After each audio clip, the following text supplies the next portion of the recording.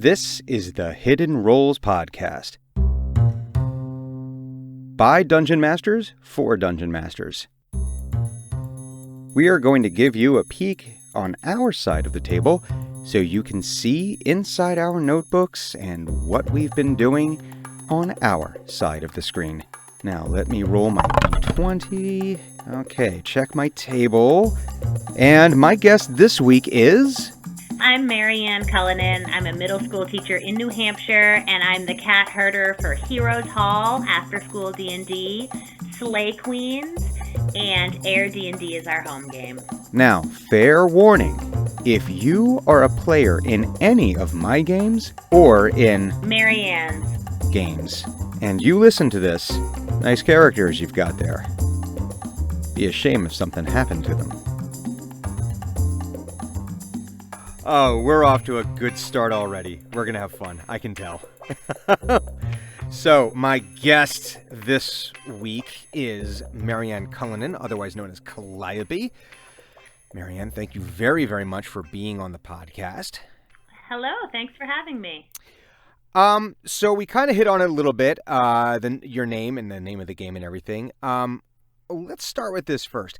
What was the first tabletop role-playing game that you ever played? How did you get involved in this crazy mixed-up world of D&D and TTRPG? So I'm actually a relative newbie. The first game I played was probably Mouse Guard a few years ago. Okay. But I am a child of the 90s, and in the 1990s in rural New Hampshire, girls didn't play D&D. They weren't invited to the table by the boys. And so I've actually just started doing this in the past probably 5 years. And I'd say that I was doing a lot of simulations and things that really are TTRPGs in my classroom, but I wouldn't have known to call it that. So all of it sort of folded together for me. But my first TTRPG is Mouse Guard. That's my first love. And then I've played a lot of D&D as well. Very cool. So describe to me a little bit. I mean, I know I've heard of it. I don't have much exposure to it. In my head, I have an idea of what it is. But what is Mouse Guard as a game? So Mouse Guard is, it uses the Burning Wheel system. And it's from the graphic novels. The Mouse Guard graphic novels by David Peterson. And if you ever liked Redwall or any of those sort of like warrior mouse kind of things, it's that. It's actually the graphic novels are pretty intense. They're pretty dark and they're wonderful and beautiful. And then the game allows you to play the part of the Mouse Guards who are doing things like kind of typical ranger things. And they're also sort of fighters, and they deliver the mail. So you can use the setting that, of course, was created in the graphic novels, or you can make it your own. So is it a case of where it's mice and they're living in like a human world, and they're just doing the mouse things in the human world, or is it just that there's like is it kind of like humans aren't even a thing? It's just right. It's anthropomorphic mice living in their own mouse society. Okay. So they've all got little swords and capes and things. It's okay. Great. So it's not like American Tail or Rats of Nim. It's no, right. Okay. It sounds fun and adorable all at the same time. It is, and we got it actually to play with our kids. Oh, cool. And so I really started playing role-playing games officially with my kids, and sort of it came from there. But I would also be remiss if I did not mention They Came From Beneath the Sea, which is an indie RPG that is hilarious. And you play the part of actors in a B-movie, such as They Came From Beneath the Sea, and it's ridiculous and full of action. And if you do certain moves, you can take control over the scene and really change it up. So if you like sort of B horror / sci-fi fantasy kind of films of the 50s and 60s and being hilarious, then I would also recommend They Came From That Beneath sounds the Sea. very interesting. I might have to check that out. It's amazing how many systems are out there and how many ways they're able to take this basic thing and just turn it completely on its ear in different ways. Yeah, and one of the things, so I'm actually a PhD student also, and that's something that I've been thinking a lot about with some of my friends and colleagues this summer, is trying out lots of different kinds of games and trying to figure out, well, what are the things that are required to make a good game? What are the options? And what can be sort of lifted for a classroom setting? Yeah. And it's really neat to see the different ways that people have, dealt with those things. So the different ways of solving that problem, essentially. Yeah, exactly. Yeah. There's all different iterations, right? But yep. Yeah, I think we're all storytellers, really, at our core. I mean, as humans. So it's kind of like this is sort of just have that's man, that's gotta be. So are you gonna actually do like your PhD work in that, or are you doing it? Yeah, I am. Okay. I'm getting a PhD from Lesley University, which is in Boston, and it's in education. And the questions that I'm asking are how I noticed that role-playing games in an educational setting help children, middle schoolers, with socio-emotional and leadership skills, and they get to try out lots of things. But it also, I've done a lot of homebrew RPGs in my classroom and noticed that it also impacts their connection with content and the stickiness of their learning. So I'm trying to investigate what it is about role-playing games that does that and how I can effectively do that in the class. Oh, that's very cool. One of the guys I was interviewing last week is actually from the Netherlands, and he runs a program for D&D for Kids, and I think it's about the same age bracket that he's hitting, and he's using it as a way of getting them to read more, a way of math and all that stuff, because it's all there in D&D and in role-playing games. It's got the candy shell on it. Well, middle schoolers, I think everyone, but middle schoolers in particular, they are really interested in fantasy still. They're they are role-playing constantly. They are trying to figure out their role in the world. They are starting to realize that their parents are fallible. They are interested in who am I in this place and what are the things that I'm allowed to do and feel comfortable doing. And so role-playing allows them to do a lot of those things in a setting that's a lot lowered risk. Yeah. I remember middle school was kind of like hell. It was... It's a difficult time to go through. It's definitely developmentally challenging. Yeah. I don't think it has to be hell, but no, although it is for a lot of people. But it's you're trying out all these things. You're trying out romance. You're trying out friendships. You're trying to push away from your family and be responsible, and your body's changing, but you're not really good at any of those things yet because you haven't had any experience. Really. Yeah. So. Yeah. Yeah. Oh. I'm going to put those memories out of my head. Awesome. This is an awesome time. It is so fun to be around those kids. They change constantly. They're brilliant and hilarious and do all sorts of amazing things. Yes. Go middle schoolers. So how did you end up... So when you got Mouse Guard, is that a game that requires a game master, a dungeon master of some kind? Or did you start in that role, or did you eventually transition into running games? So I will say I got it at PAX East a few years ago, and many years ago now, I guess.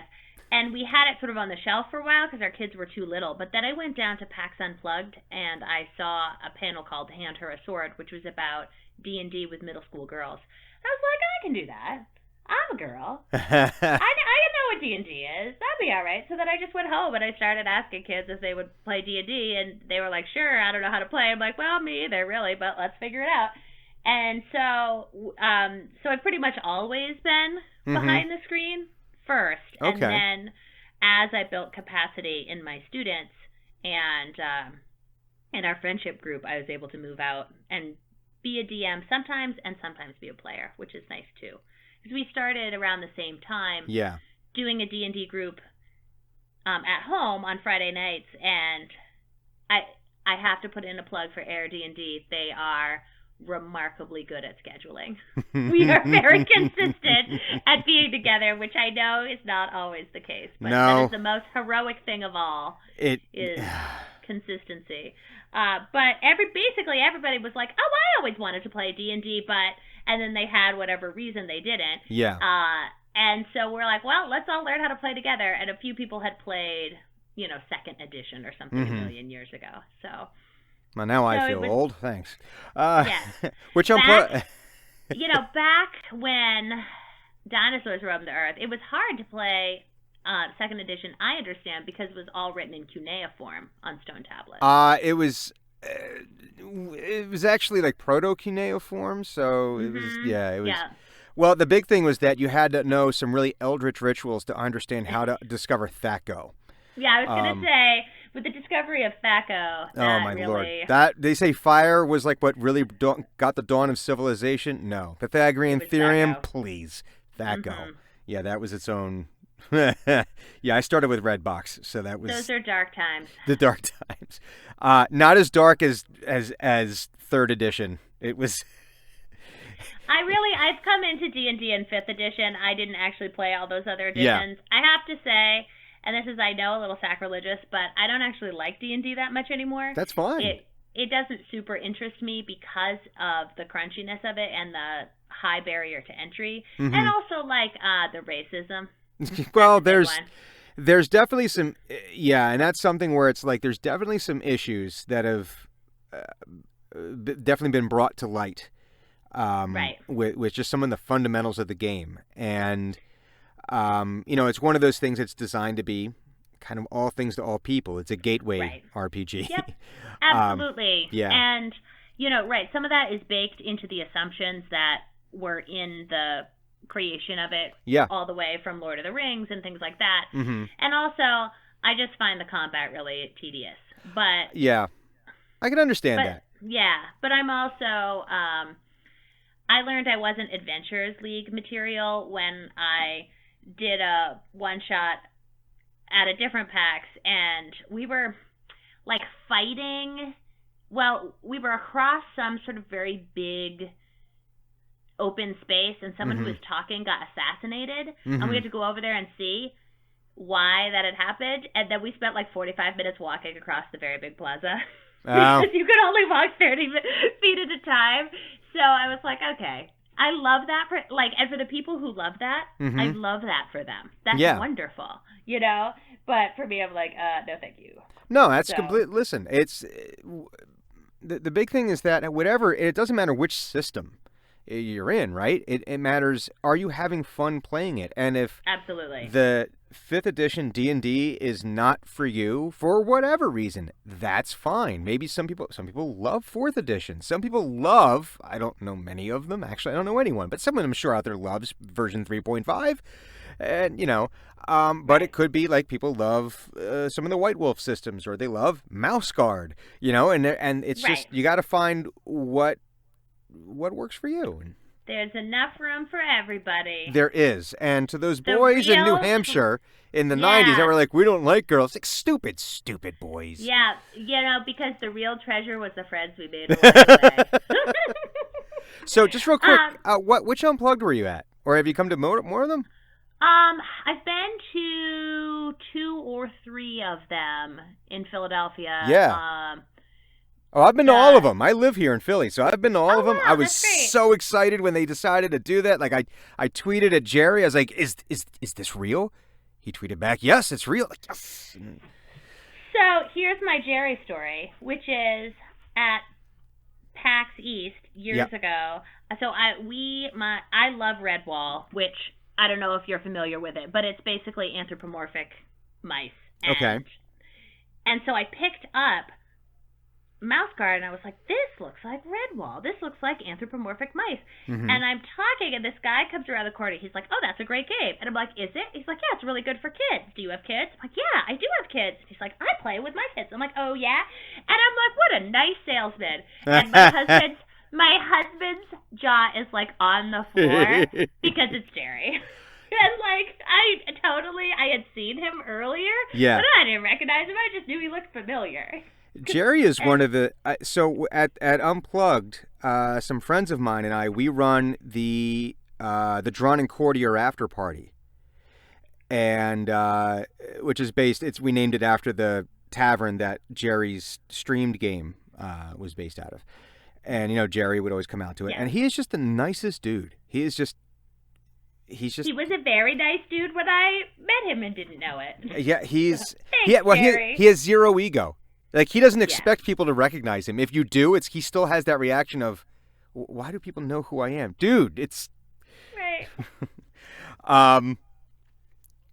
So, of all of the systems that you play, do you have a favorite monster? Well, I have several favorite monsters. My very favorite monster is probably the wolf in sheep's clothing from D&D, which is the one where the monster is like a stump, and then it kills small animals and makes them dance around. Jesus. And to make you be like, wow, these are tiny animals. And you're like, oh, they're so cute. And then you get close and it eats you. That was a really big hit with children. And roving maulers, of course. Yes. Because roving maulers, if you're not familiar, they have, like, I'm not really sure about the mechanics, like the physical mechanics of a roving mauler, but it has like a lion's face, and then it has 5 legs, and the head kind of stays still like a gyroscope, and the 5 legs roll around. Yeah. That's very good. That's very good. And then our sort of family monster, I think, is the beholder. We love beholders. The classic.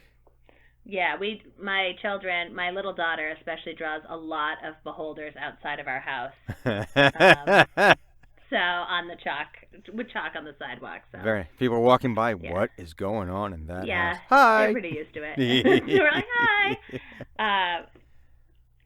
So I like monsters that are a little ridiculous. Yeah. Yeah, I can. Yeah. There's the ones. Yeah, you almost have your categories, right? You have the ones that are kind of like truly terrifying, which are like, wow, yeah. But then you have your ones that are just complete goof, where you can just have so much fun playing it. Right. Because we get to play the monsters. You know, I'm not interested in stories where, like, you know, the first one in D&D in the starter set is the Lost Mines, right? Right. And I'm not interested in a story like that where you go, like, into a cave and murder everyone in the cave. Yeah, right? Okay. Like, people who speak a language and have families. Yeah. Right? Like, that feels icky to me, and especially when I'm working with middle schoolers. Like, the monsters, they're just, like, living their best lives most of the time, right? Yeah. And so I'm interested in stories where there's a twist, or there's a sort of ethical dilemma, or where the monsters are other people in the society, really, or they're just straight up like a big spider. Because, you know, giant wasps. Yes, kill them. Right, or like in a story that I've done at school and at home, but I originally wrote for at home, the party had to cross. It was sort of like in The Lion King, where there's like all the wildebeest or whatever going through, and then, like, you know, Simba's dad like falls down and gets trampled. Yeah. So it's kind of like that, but with roving maulers, and they had to cross across. And when they get to the sort of middle, there's a big beehive, and you had to be very, very quiet, or that they were bees that the more you talked, the less, you know, they would sting you. Yeah. And, you know, some stuff like that is more interesting to me than, like, we're going into a dungeon and murdering the bandits. Because, you know... Yeah, I can definitely, especially with kids, I can see, because it's like, well, one, I mean, I guess as adults, it's easier for us to just sort of detach from that and just be like, yep, they're bad guys, off them. But, you know, with kids... Maybe just understanding the gray area, I guess, more, or just... Yeah, I mean, that's something that I'm really interested in, actually, is that gray area. And I would actually push back on it, and I would say that kids are very aware of the gray area, often much more than the adults, and are very much like, I shouldn't, like, why am I killing this person? I mean, you get your murder hobos and stuff, too, but... Yeah. For the most part, you know, they're very interested in that. And I think that those are the stories that I'm interested in telling, are the ones that are like, there's a great little one-shot. I think it's called Death in the Cornfields or something like that. And I got it from, like Drive-Thru RPG. And you walk, you're in this cornfield and you find a scarecrow, but it's really a person. And they're like, oh, my family has gone crazy. They're like cultists. They, have hung me out here to die, whatever. And so you go, and basically, make a long story short, that person is turning into a vampire, but they don't know it. Oh. And, I mean, that's like, spoiler alert. Yeah. But that makes a very long story very short. But then it's like, okay, well, who's the bad guy here? Right? And that's those are the kinds of stories that I think are interesting to me, because it's not, there's no one right answer. Yeah. But you have to figure out what you as players and as characters would do, which I think is interesting. Yeah. When there's more than one way to approach and solve the problem, when you can defeat it, where if you want to go stick the pointy end of your sword in things, that's fine. But if you want to talk and see if there's a way to negotiate, if there's diplomacy as an option, or creative problem solving, that's definitely those. Even if you end up coming to the point where, stab it to death, the options still allow it to be a more interesting story, right? Absolutely. Yeah. So, it's funny. My wife got me, there's a book, I'm forgetting, it's called Appendix X, something like that. It was basically, the person had gone through and written reviews of all of the books that are listed as the source material in D&D. And he was going through and going, because it was, all the old pulp books and all that. And at one point he's like, I'm tired of anti-heroes. Why can't I blah, blah, blah? I was like, oh, that's the problem. Right. Yeah, you just want the simple, girl pretty, man stick point, and, kill things. And, but it's like, right. Yes, God forbid anyone wants some complexity with their heroes and villains. So. I would like to put in a little plug for The Monsters Know What They're Doing, which is a little book by Sly Flourish, and it's really awesome because it's really that same idea of when you meet the giant spider in the dungeon, what is the motivation of the giant spider to try to eat you? Is it hungry? Is it protecting eggs? Is it afraid? Right? And that makes the whole encounter that much more interesting because the monsters know what they're doing. They have their own little backstory lives when you're not there. Yeah. Right? And so having encounters that aren't just people standing around waiting for you to murder them, I think is really interesting. And I mean, don't get me wrong.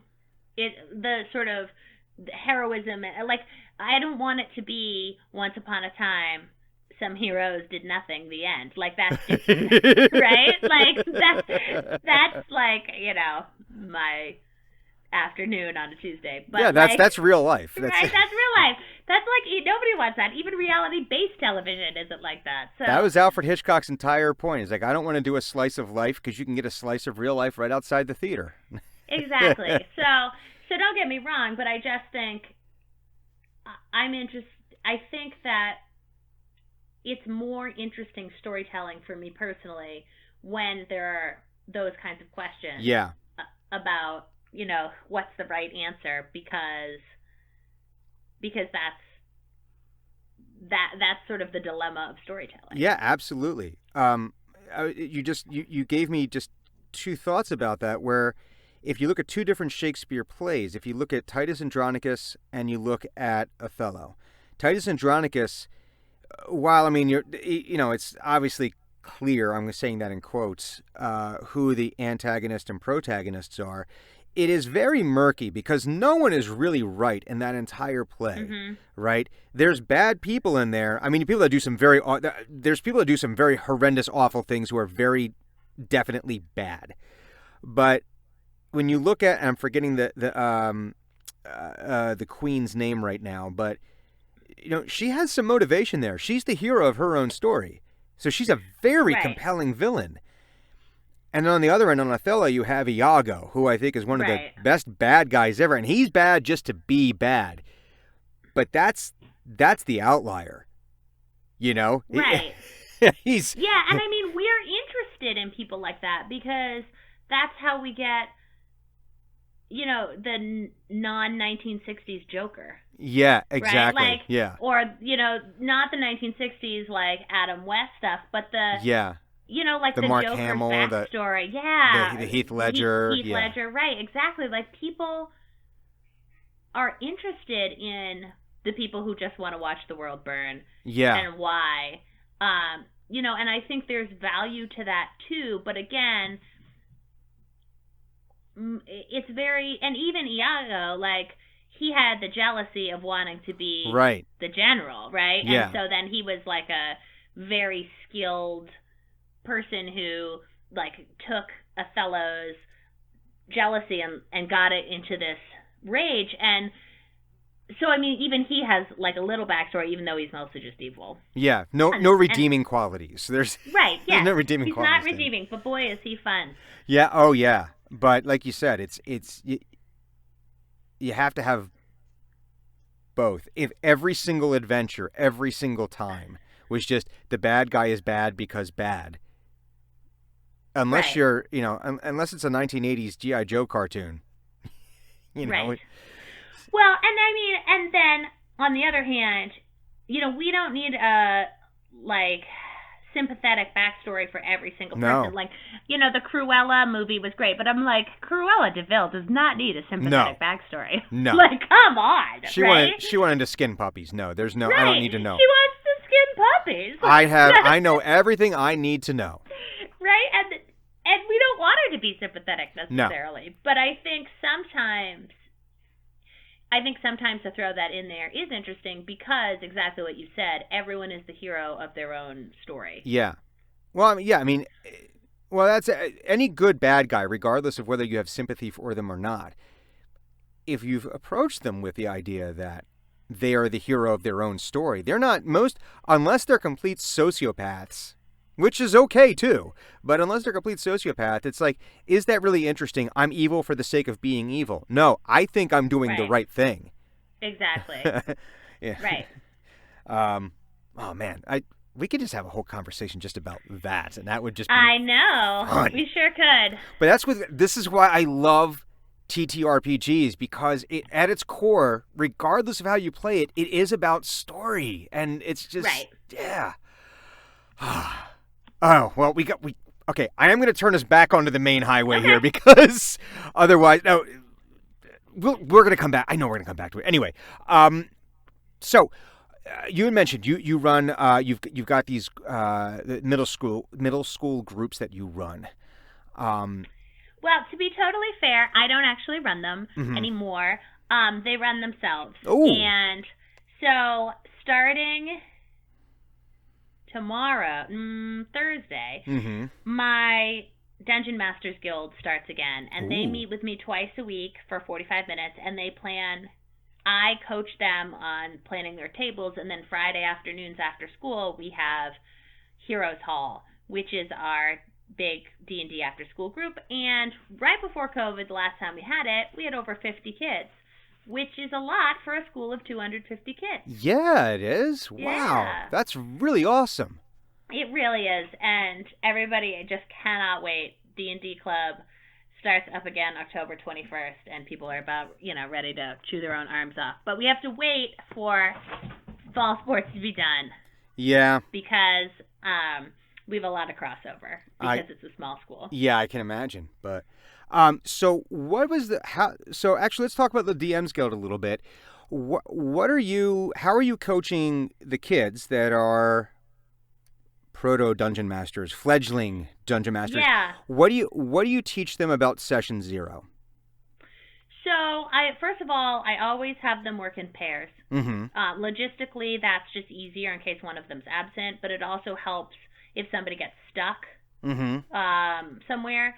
I love Session 0, and I love safety tools, and I think safety tools are something that you can use with kids of all ages. And so one of the things that we'll do is have everybody write out, like, what do I want to see in this?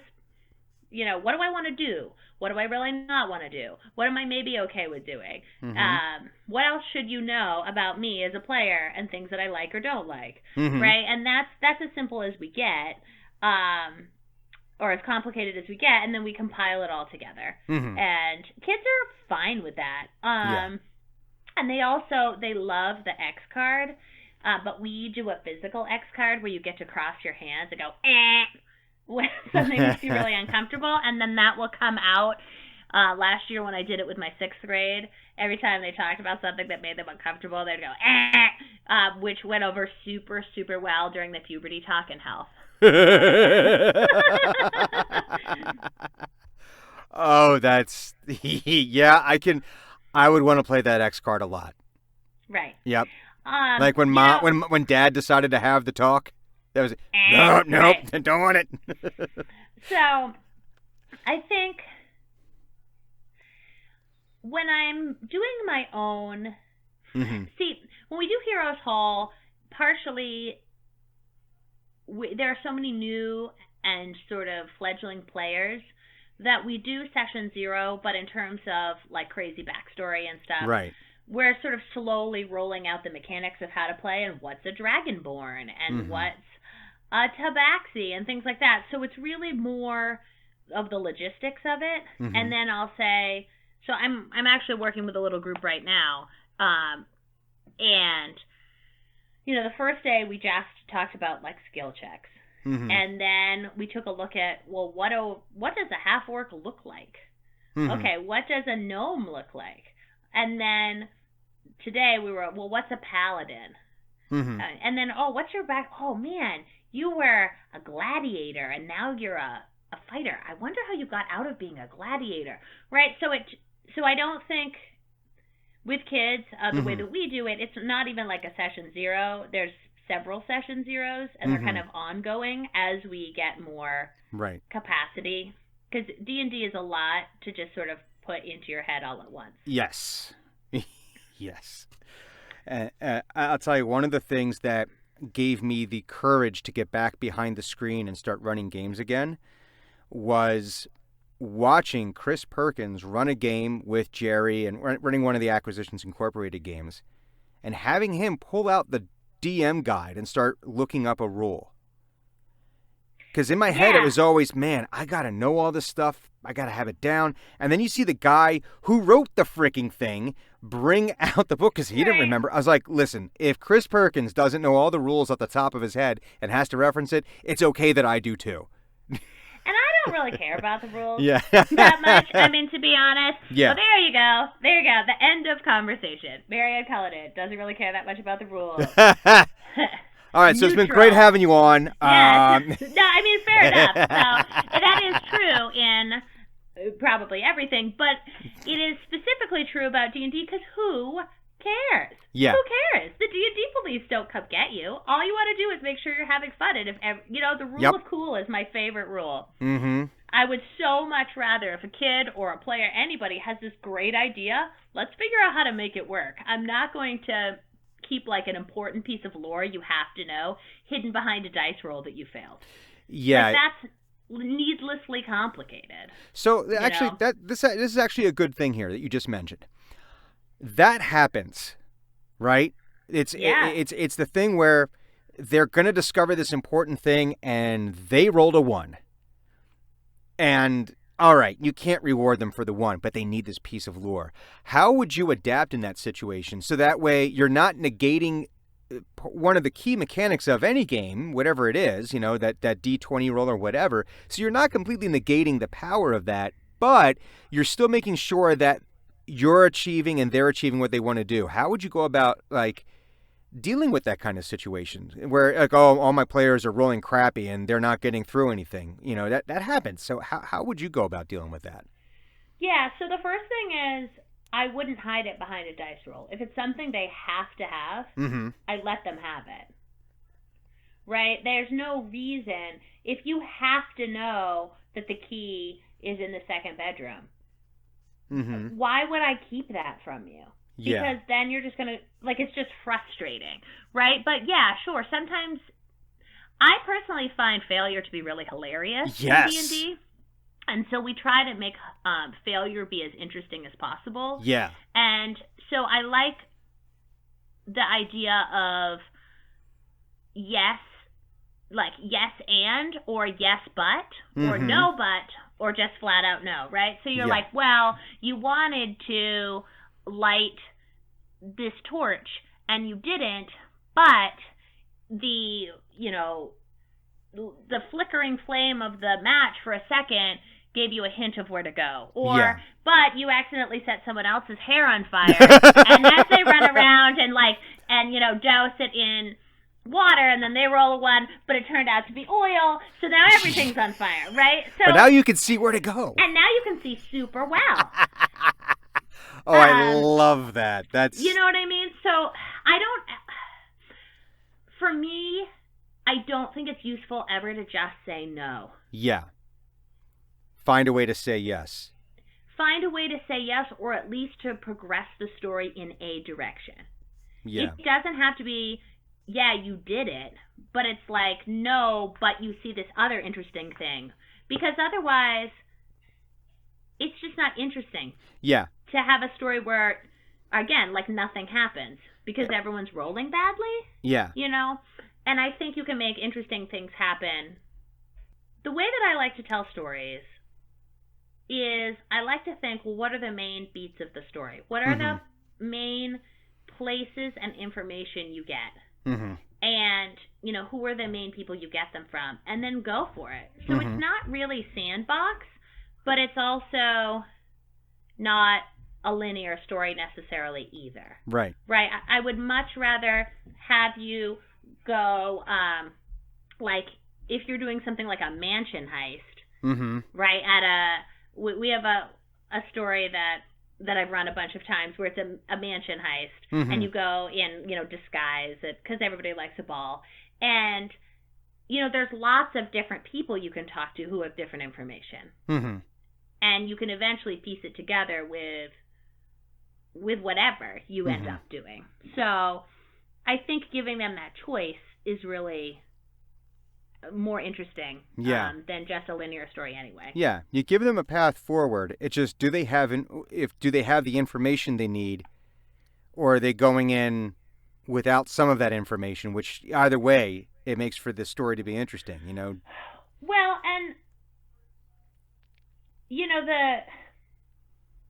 if they're missing a really important piece of information that is going to hold up the whole thing, then either I need to make that information not important, or give them a chance.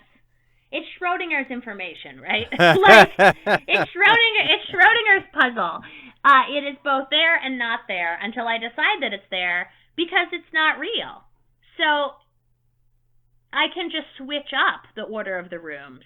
Right. Or I can, make the note about the key be in somebody else's pocket if they didn't find it in that person's pocket. Because it's not a real pocket. That's the best part. It's imaginative. It doesn't exist. I know, right? You can do whatever you want. You can skywrite it if you wanted. But then they failed their perception roll. I know, right? Ugh. I have a T-shirt, and it has a picture of a D20 on a 1, right? And it says, you try to push the orc off the side of the cliff, but instead you caress him gently. He is uncomfortable. Right, and isn't that a great story? I love it. Isn't that ultimately the better story? My brother gave me that, and my brother and sister-in-law gave it to me, and I just laughed my ass off for a solid minute. Oh, yeah, me too. The first time I saw that, I laughed really hard. But really, it's a more interesting story that now you have this, weird flirtation with this orc. And now what? It got weird, didn't it? Yeah, it got weird, yeah. Why are we all up each other's grills? I don't know. One of us should back away. Yeah, but I'm not going to back away. Well, I'm not backing away. That's or I don't know. Maybe now he confesses his affection for you, and now you're all friends, and that's weird too, right? Yeah, exactly. Unexpected. So, or maybe you got a new boyfriend, and it's really nice. Whatever. Exactly. Where do half works come from? The world is your oyster. That's the best part of RPGs. So what do you do if you're running a session? And again, it doesn't have to be D&D. It could be any session What is it that you're bringing to the table as far as your plans? Are you someone who has the volumes of lore, but you only have a little bit prepared for that individual session? Or do you have extensive notes? Are you completely flying by the seat of your pants? Like, what's your planning look like? So my planning, so I teach improv. Mm-hmm. And so I am an improver, and improvers say yes and, right? Yes. And the two sort of key things about improv, well, the three things are saying yes and raising the stakes, and listening and trying to include what other people are putting down, and also callbacks where you pull something from. A lot of humor is referencing things that people already know. Yeah. But were unexpected, that didn't expect to think about them. Mm-hmm. So that always is in all the gameplay. But again, like I said before, I like to have all the sort of major, or at least some of the major points, the next sort of set of major points that need to happen, kind of in my mind. And then exactly how they get to those, we can sort of figure out as we go. Right. So yeah, just have an idea of like, these are like the 3 or 4 things that they're going to need to know, and then just let the chaos of players. Right. So, I was a DM for a season on the Black Feather Guild, which is this great little Twitch channel. And one of the things that they did, that the party did, is they're walking down the road, and on either side of the road are these terribly poisonous and hypnotic flowers. And so they're walking right down the middle of the road, and they start to see these signs that are like, nice people ahead. You should come here. Whatever, right? And as they go on, and in the end, it did end up being nice people ahead. They just were kind of socially awkward, and also magical, right? But I knew I wanted them by the end of the session to have gotten to the Seder camp. And I knew I wanted them not, like, to have to think about it and decide if they were going to trust them or not. And so I came up with this sign idea, but I had no idea what they were going to do with it. Yeah. Right? And so it was interesting, and they were kind of dawdling. So then I made somebody get poisoned so they would, like, pick up the pace a little bit, right, to have a little bit of urgency to the process. Yep. But that, to me, was enough of the outline, and then I could take it from there. And if they'd all decided to, like, sit in the middle of the road for the rest of the session, we would have made it work. Yeah. We probably would have had them get run over. Just for some urgency. We've had sessions where it's just been almost entirely about what they're eating. And they've been truly fun sessions because we got really deep into some really ridiculous stuff. And so you would love Redwall. The books, the Brian Jacques books, Redwall, they have lots of eating in them. Yeah, and I think that's the thing, right? It's not... So the season I was on the Black Feather Guild, we had 15 episodes to run the whole thing, and so I had to figure out, what the arc was and make sure that we hit those points. Right. But if you're playing a home game, who cares? Exactly. If they want to spend the entire time talking about what they eat and they're having a great time, let them. Right. Absolutely. But, yeah. Uh-oh. Uh-oh. Losing you for a second here. We're good. Okay. Lost you for a second there. So we spend most of the time Oh, sorry. That's okay. The power of the outfits was too much. Uh-oh. But yeah, it's not... Oh, are you there? Yep, I'm here. Yep. I'm here. Yes. Okay. Me too. So... I'm sorry, go ahead. No, just, I think going with what your players want to do and what they're interested in is important, because unless you have a deadline of, an actual play audience or something like that, it really doesn't matter what they do as long as they're having fun. So when you have, I'll say, well, I mean, if you have someone actually at your table, and I know for the last year or so, a lot of games have been virtual just by the sheer nature of our times. On the slider scale of one extreme being wargaming tactical, the other side being completely theater of the mind, where do you fall on that sliding scale for tabletop games like this? I'm pretty theater of the mind. If it gets really complicated, one time they were trying to destroy a dam, and they had to put charges like every certain amount of feet to make it work. And so for that, I'll draw a picture or have something. But I'm definitely more theater of the mind because, again, I'm less interested. Like, I don't want somebody's thing to not work because they're 2 feet too far. Yeah. Like, you know what I mean? Or whatever. Like, I want the flexibility. And, I have ADHD, and, like, I can't keep track of minis to save my life. I have so many dice. And I only really ever use virtual dice because I know where those are. See, I have ADHD as well, and I find that I actually need some of that physical stuff there because I'm trying to keep track of where everything is in my head, and I just can't. And but it afflicts everybody in a different way. Well, don't you think? I really think that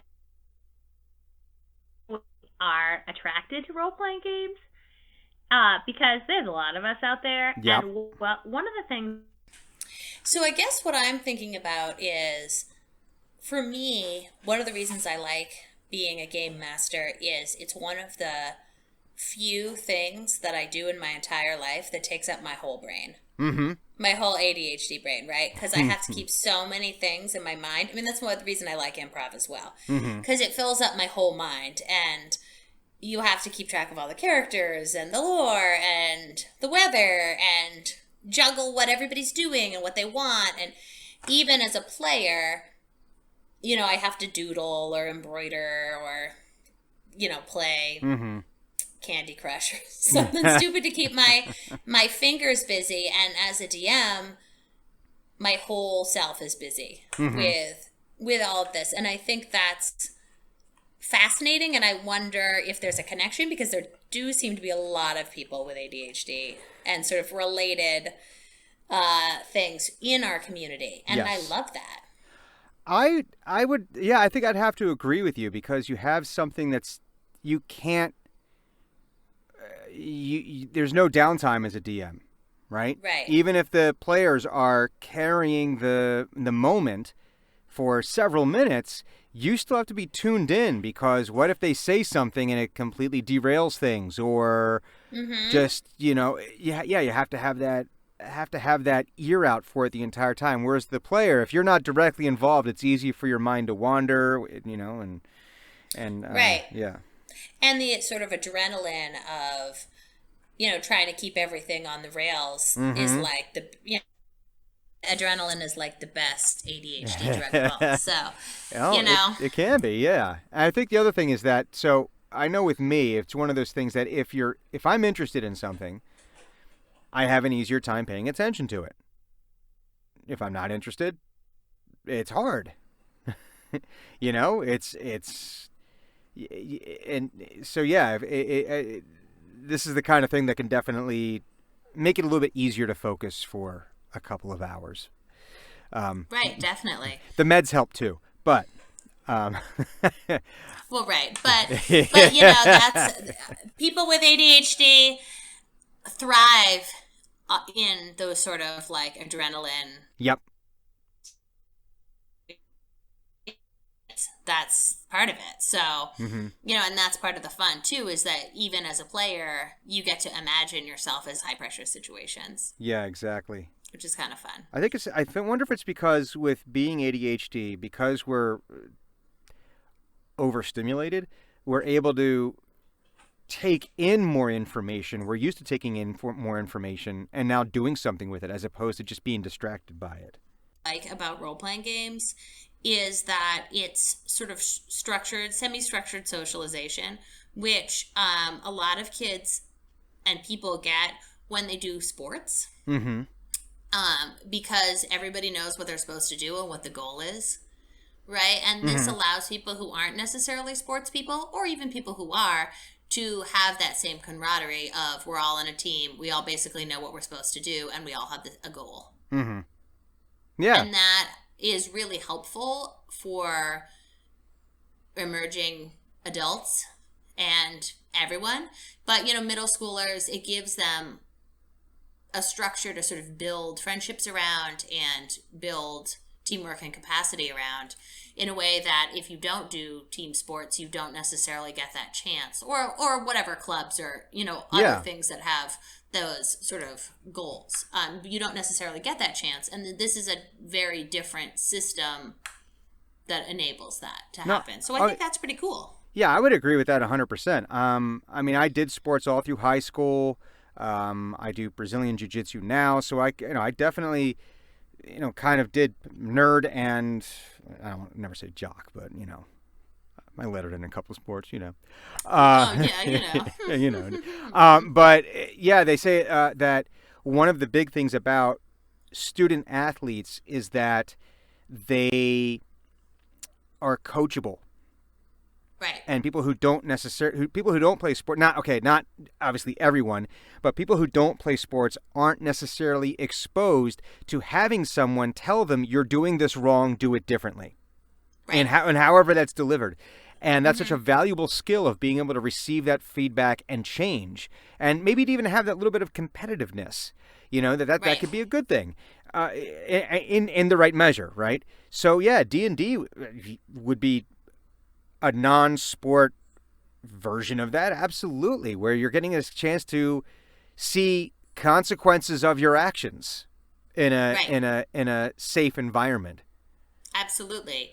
And I think that's really very important, and try out all sorts of different things, because unlike sports, you can, if you're playing soccer, you can be the midi, or you can be the attack or the goalie, that's kind of it, or a defender. But in role-playing games, you have so many different choices. You can try out lots of different things and see what sticks. Absolutely. Well, I'm going through all the talking points here. We've actually hit on most of these already, just with the talking about improv and all the other stuff.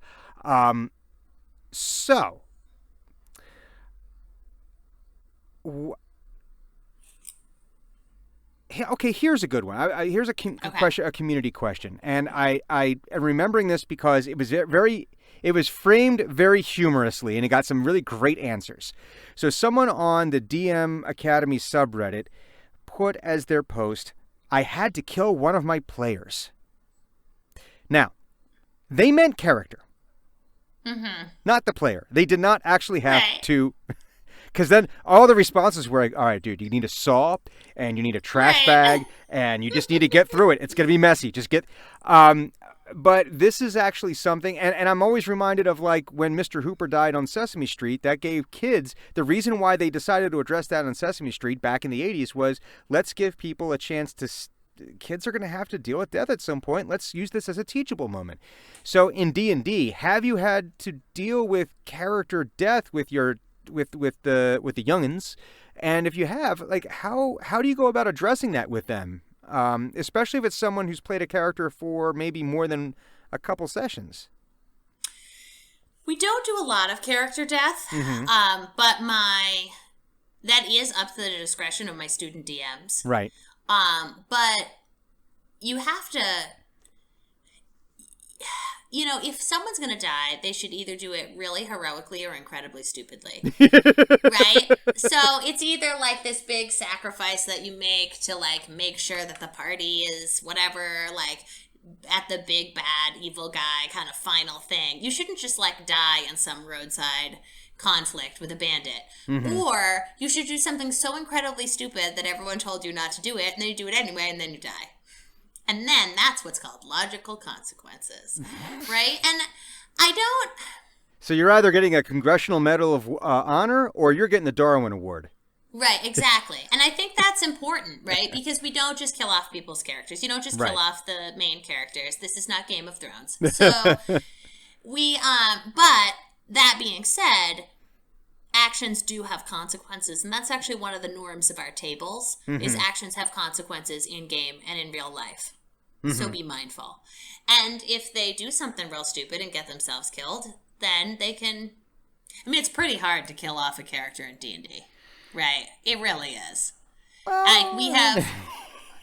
Yeah, I mean, you can get, like, KO'd, but, right, and fall unconscious, but most of the time... Yeah, then to fail 3 death saves on top of that. Right. Yeah. And then, medicine checks and all. Hopefully you got a cleric or whatever. But it happened to me as a character once, completely unexpectedly.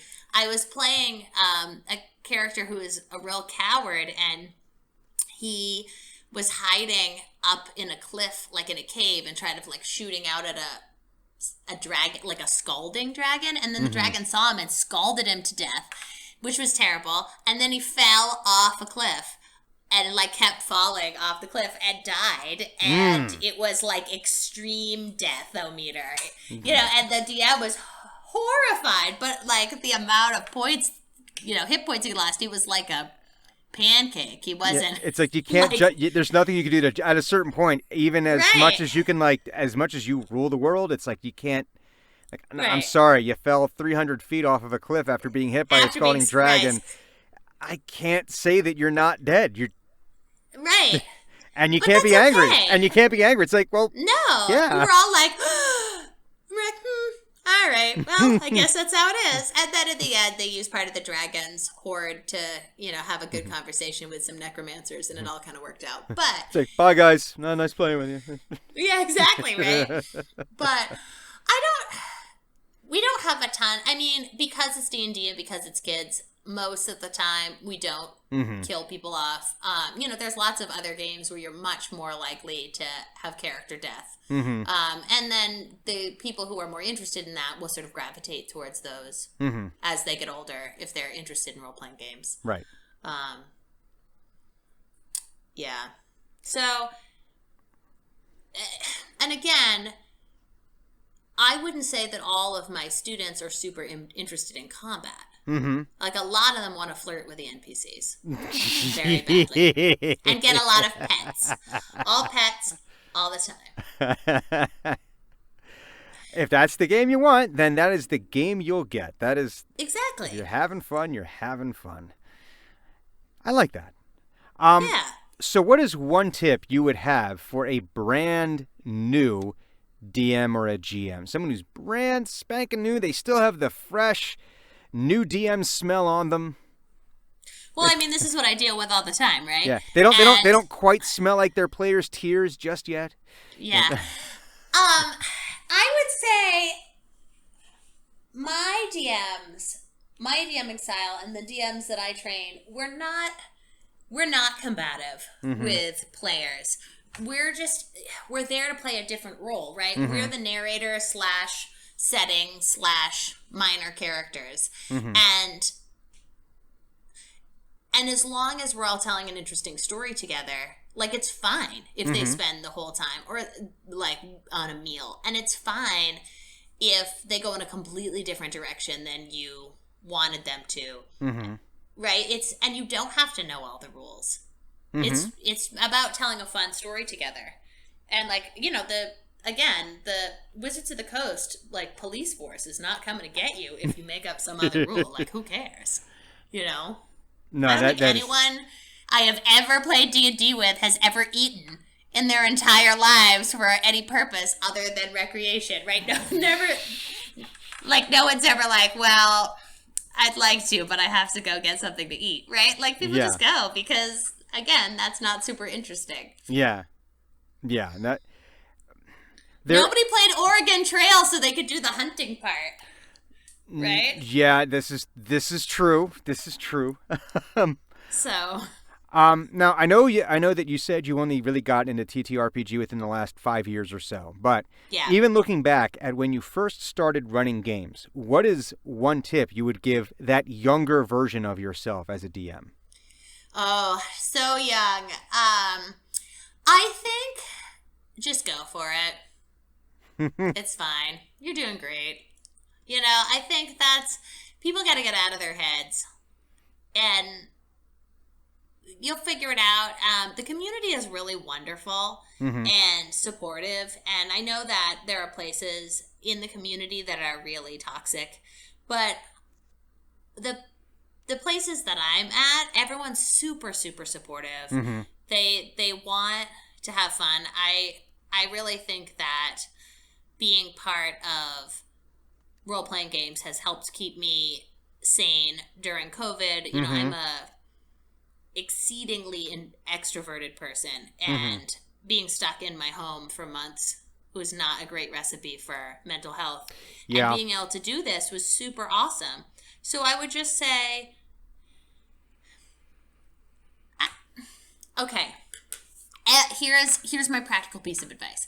Every character should be there because they want to be there. If you have a player or a character who's playing somebody who's like just kind of an asshole all the time, I don't know if I'm allowed to say that on your podcast. You are, absolutely. Yep. Okay, if they're just being an asshole, then like they need to play a different character. And if they're like, well, this is what my character would do. Oh, God. Then their character sucks. And they need to play a different character. Like, that's just not how it is. Or they need to go play a different game. Yeah. Right? Like... I hate that. That's what my character would do. I hate those 6 words. They're the 6 worst words in role-playing. That's what my character would do. It's an excuse for bad behavior of the player. Right. And there's no reason that a character who is, like, really antagonistic towards the rest of the party would be hanging out with that party. Exactly. And it's not interesting storytelling, and it's not interesting play. And even if there's a way that you could figure out to make it interesting storytelling, this is a group project. And you don't want to be that guy in the group project. Even Gollum helped Frodo get the ring to Mount Doom. Right, and he was very sympathetic and interesting as a character, even though he was a complete pain in the ass, right? Yeah. And so I think establishing table norms and the expectations and knowing the game everybody wants to play is really important too. Like, I love whimsy, and everything I do ends up being whimsical in some way. And so I will listen to other people's podcasts or games, and I'm like, this is a very serious world where a lot of very serious things happen, and that's awesome. But I'm totally not interested in that, because guess what? I teach middle school, and there's a lot of really crappy things happening to people all over the world right now in real life. And so, like, that's not role-playing for me. That's my real life.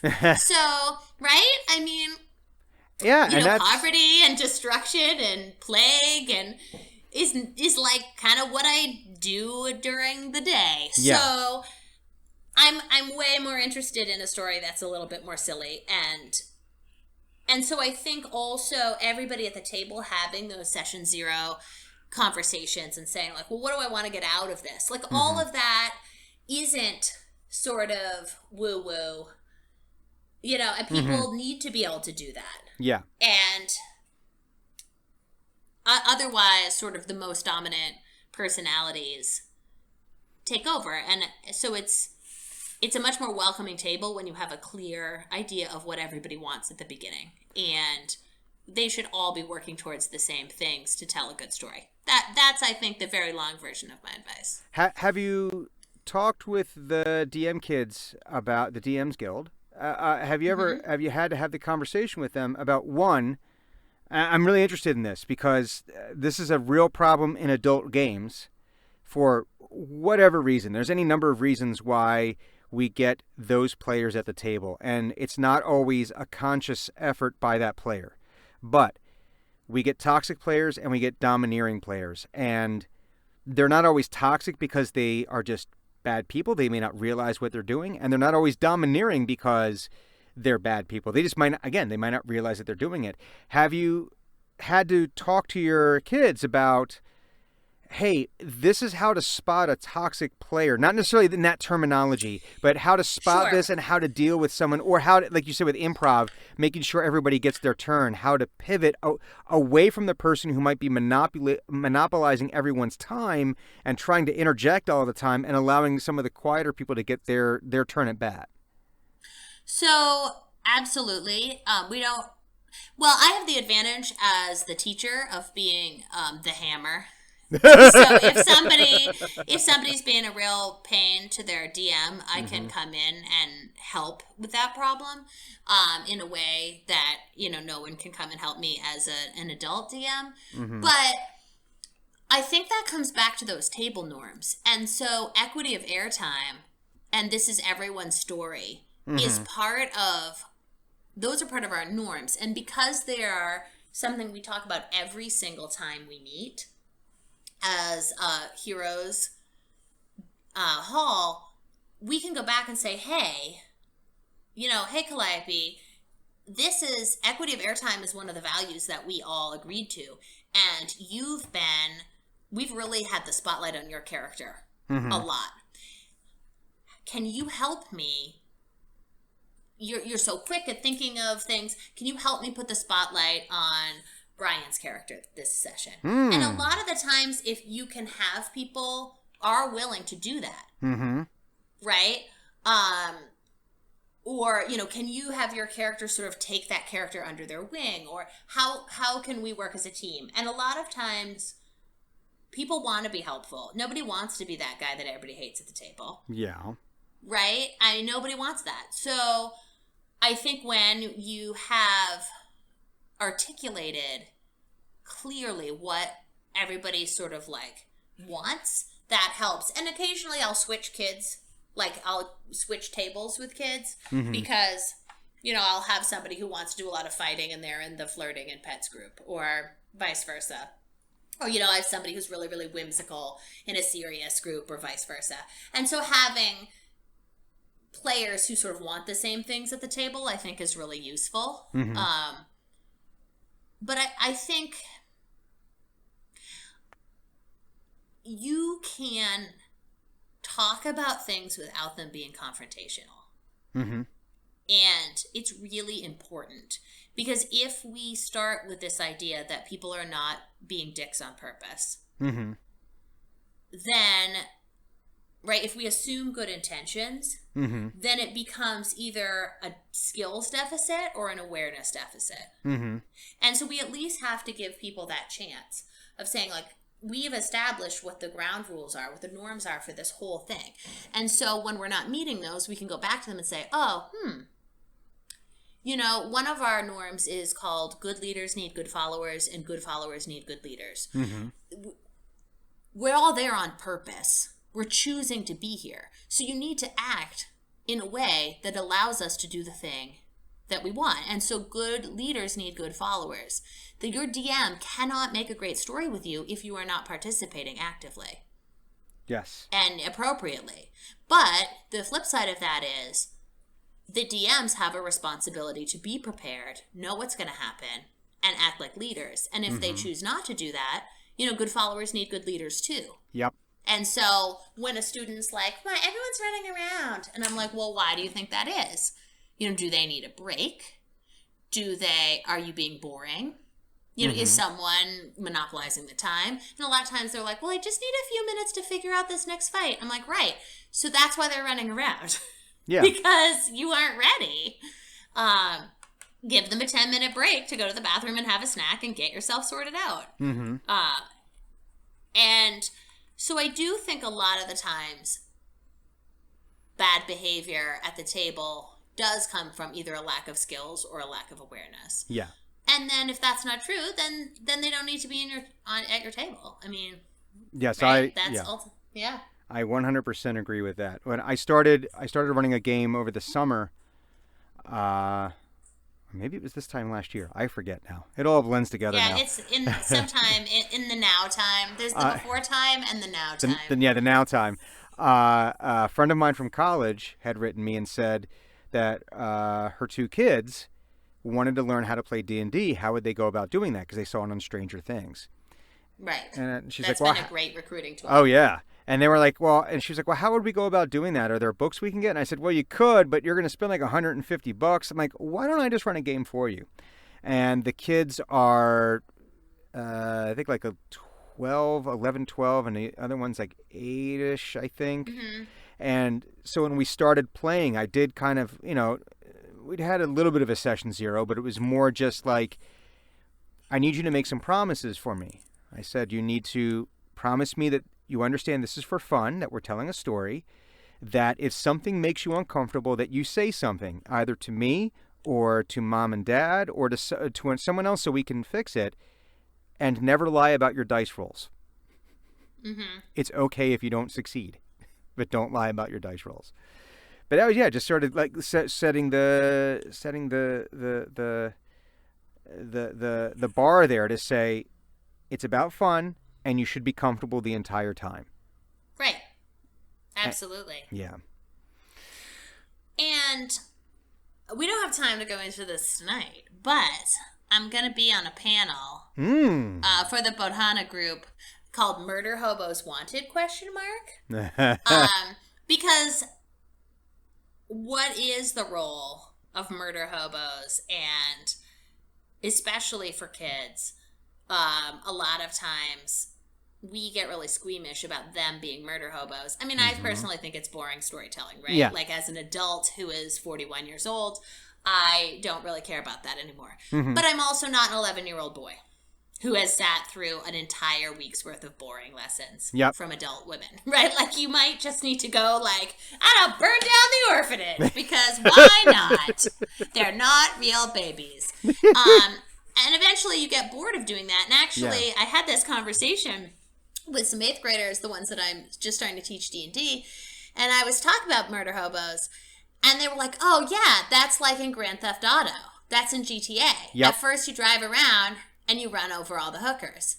And I'm like, Oh my God. yes, thank you, 14-year-old boys. But I'm like, right, yeah, you run everybody over and you get the cops called and you have shootouts and whatever. And then, like, that gets boring. So then you start a taxi service, or you deliver pizza, or you, like, find out where there's kittens, right? Like, people... Some of it's just, again, like, to go back to the Joker, it's fun to be that kind of really chaotic, for a while, evil thing and try it out, and then it gets super boring. It's just not interesting, because every time you punch the NPC in the face, they leave. Right? Or they fight you, and then you don't get the information. And if you punch the NPC in the face, I am not giving you the information about where that key is. Because you punched that guy in the face, so that's a logical consequence. Never start with the head. The victim gets all woozy. They can't feel the next punch. Exactly. I'm struggling with 13-year-olds playing Grand Theft Auto. No. But you know what? There's the locus of control. What are the things we control? What are the things we don't control? I have no control over that. Control is who plays Grand Theft Auto. And you know, but again, it gave them this really great perspective of these are not children who are going to go, like, run over real hookers. Oh, I know. And that whole argument of, that was a big thing when you and I were, because you and I are about 2 years apart. It was like, oh, violent video games. You know what? They've done the studies. There is zero correlation between violent video games and people being violent people.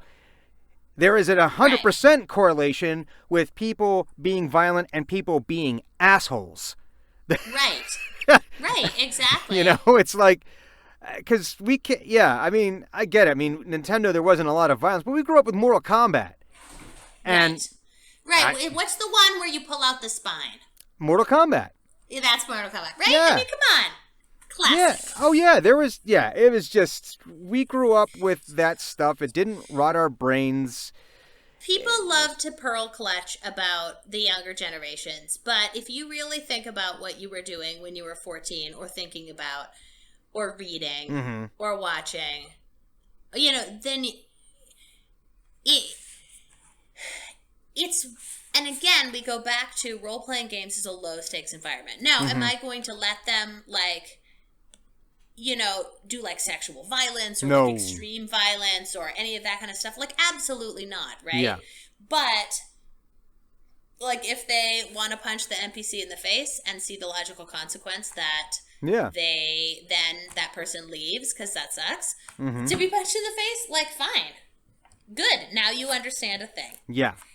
And I think that's really important. Yes. Yes. And it allows you to try those things out and have those conversations in a pretty much consequence-free environment. But if you if you frustrate your team, then you're allowed to have that conversation either in character or in person in a way that you can't have if it's in lower stakes than like in your friend group in another time. Yeah, exactly.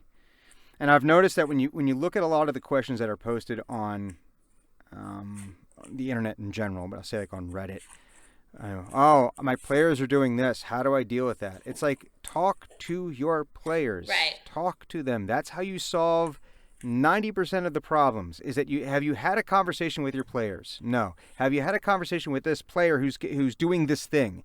No. Well, then start there.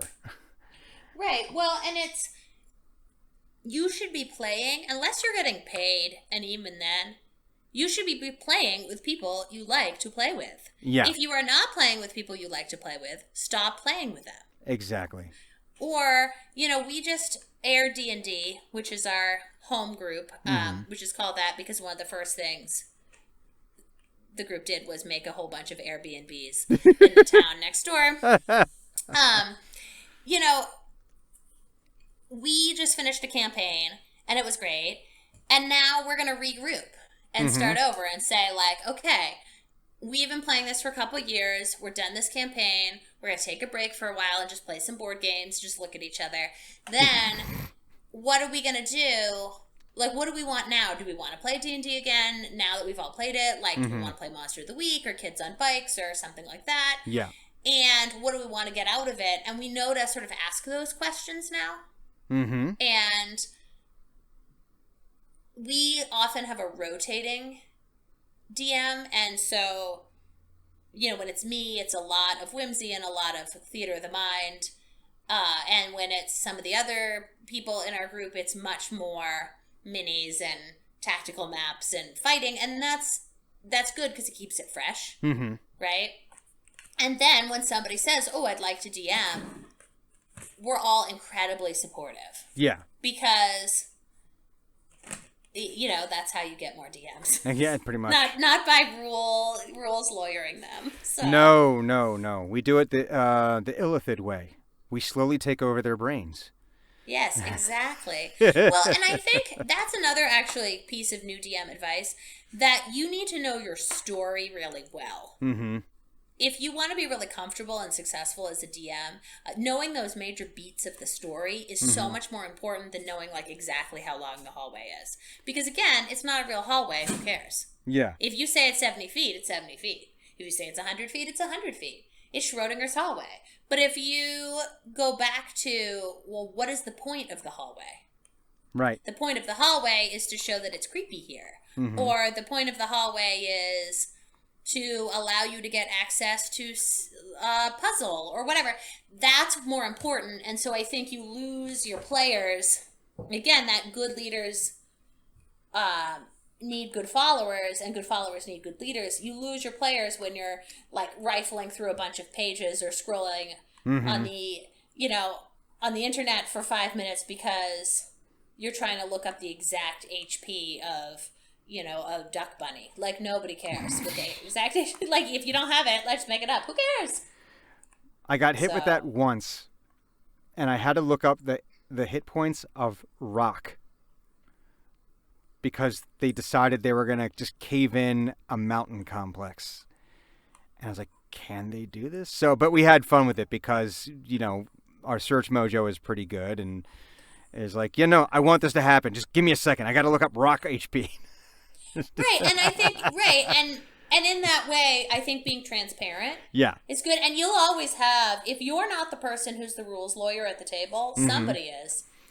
I know, it was funny, as one of the other players, because they all started searching immediately because they all wanted it to happen. So they all, and it was whoever Googled the answer, because I'm like, listen, if you say this is what it is, it's what it is. I'm not going to argue with you. If you said rock has 1 hit point, no, I don't believe you. But, Right. But yeah, but it came down to not letting that get in the way of the story. And if we couldn't find anything, I would have been like, all right, it's got 30 hit points.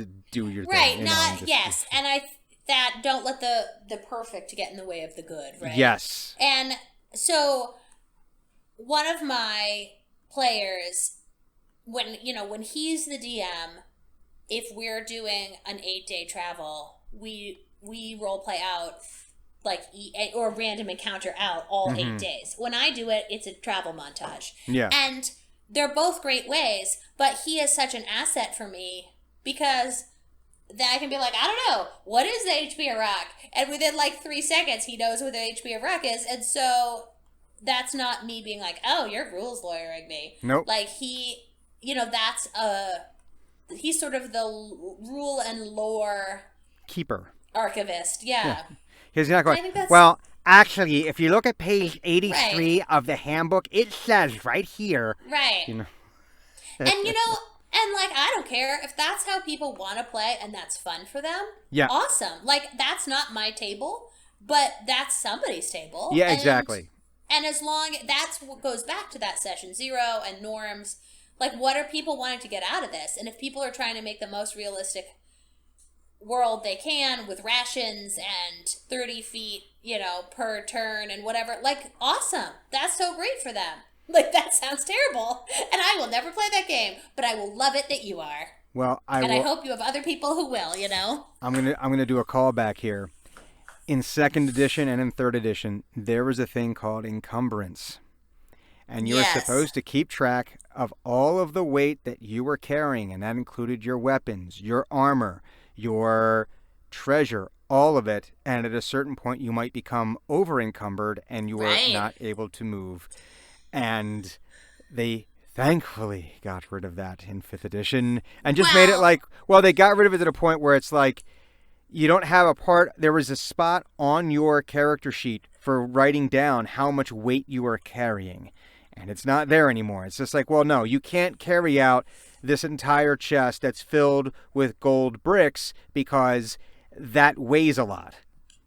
It's like, right. But you're not, it's not so micro that it's. But again, is that an interesting story? No. People defeat a dragon and then it's too heavy to take the treasure, so they just go home. Right? That's a shitty story. Well, the idea that you beat everyone, we beat the dragon, how are you going to get that home?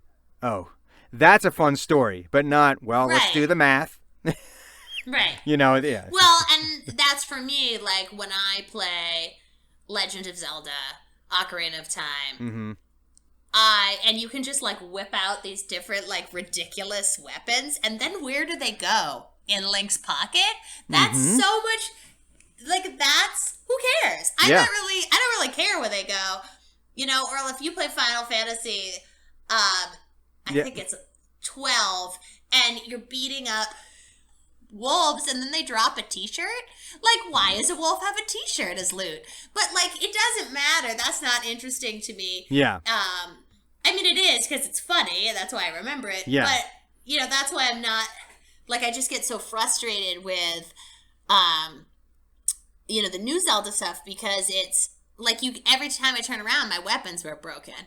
It's like, I'm not actually interested in, planned obsolescence. Like, that, I can go to my actual toaster for that.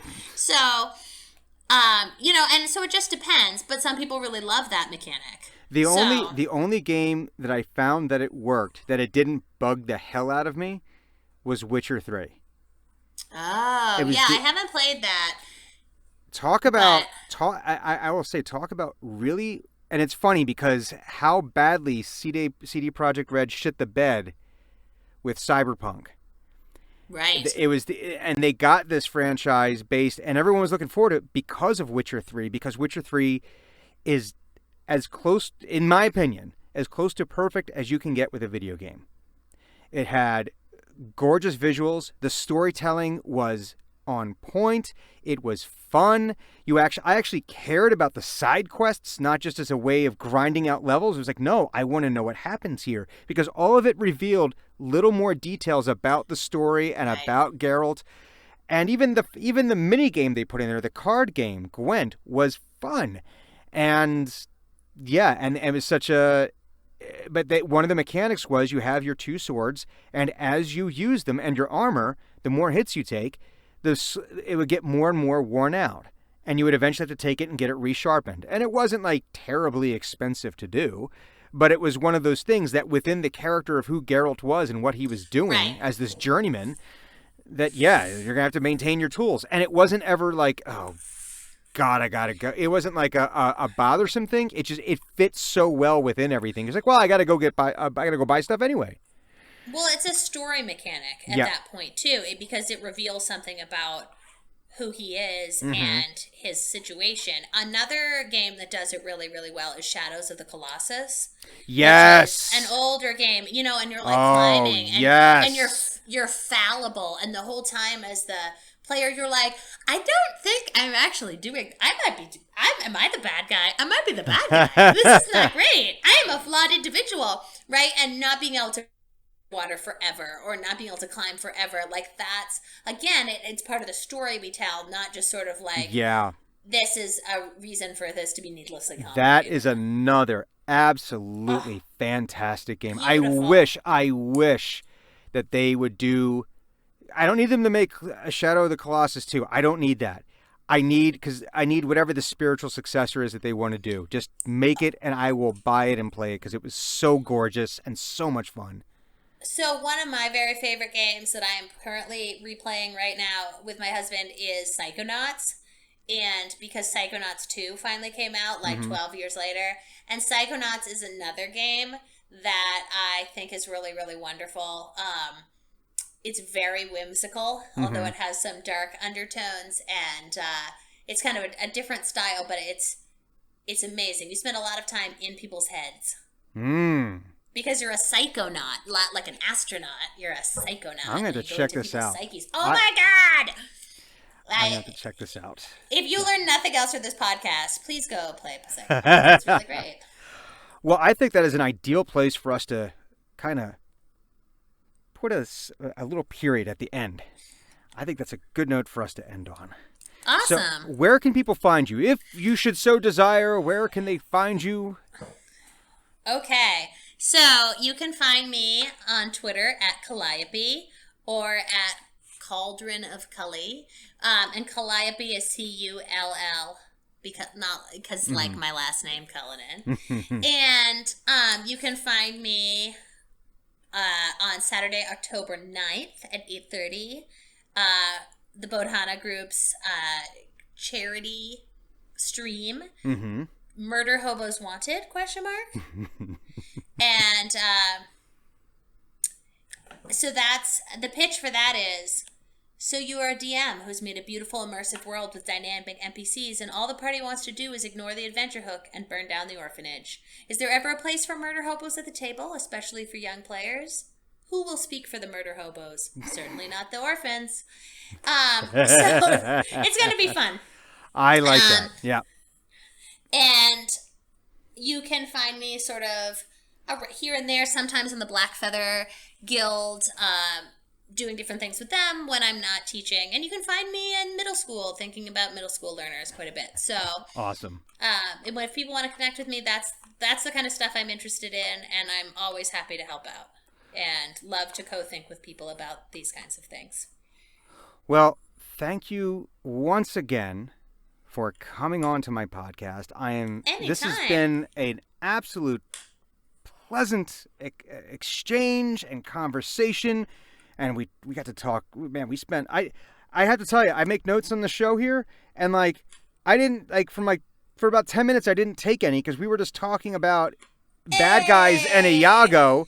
And I was like, we were so engrossed. It was like, oh, shoot, I should probably write some of this down. So, see, that's what we like. We like it. We're in that ADHD flow state. That's what we're always looking for, the flow state. We love it.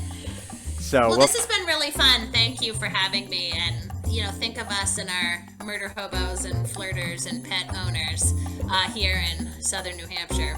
I absolutely will. Well, that's it for this episode of Hidden Roles. Remember, players, if you're in my game or in Maryann game and you listened to this podcast, your characters just might get Roving Maulard. Yeah, that's a thing. We're the Dungeon Masters. We can make it a thing.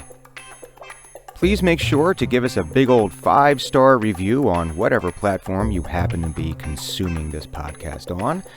Please follow the Hidden Rolls podcast on Twitter at hidden_rolls. And you can always give me, Brian Wiggins, a follow at the St. Brian on Twitter and Instagram. Thanks for listening. We'll see you next time.